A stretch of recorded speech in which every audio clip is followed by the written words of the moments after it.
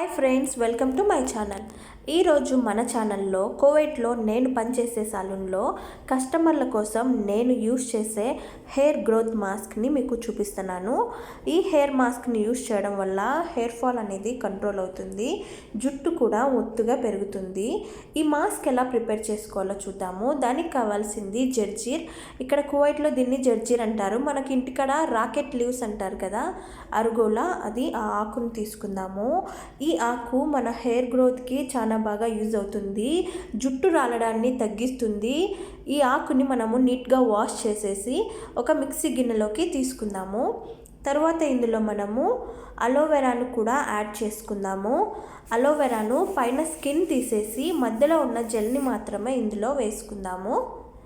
Aloe vera కూడా జుట్టు పెరుగుదలకు మనకు చాలా బాగా యూజ్ అవుతుంది. జుట్టు రాలడం తగ్గించి జుట్టును ఒత్తుగా చేయడంలో, జుట్టు రాలకుండా చేయడంలో బాగా యూజ్ అవుతుంది. ఇప్పుడు ఇందులో మనము ఆయిల్ని కూడా వేసుకుందాము. మీరు ఏ ఆయిల్ అయితే యూజ్ చేస్తారో ఆ ఆయిల్ని వేసుకుందాము. ఇక్కడ నేను మస్టర్డ్ ఆయిల్ని వేసుకుంటున్నాను.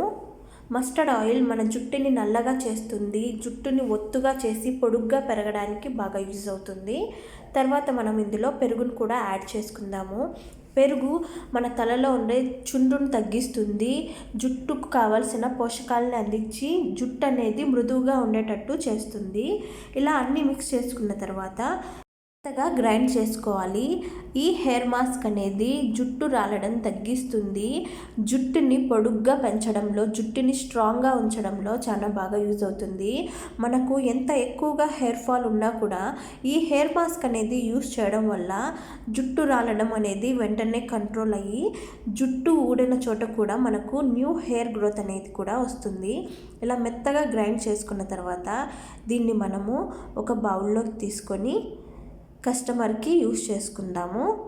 ఈ హెయిర్ మాస్క్ పెట్టిన 1 అవర్ తర్వాత హెయిర్ అనేది వాష్ చేసుకుంటే జుట్టు సిల్కీగా తయారవుతుంది. ఈ వీడియో నచ్చితే లైక్ చేయండి, షేర్ చేయండి, సబ్స్క్రైబ్ చేసుకోండి. Thank you.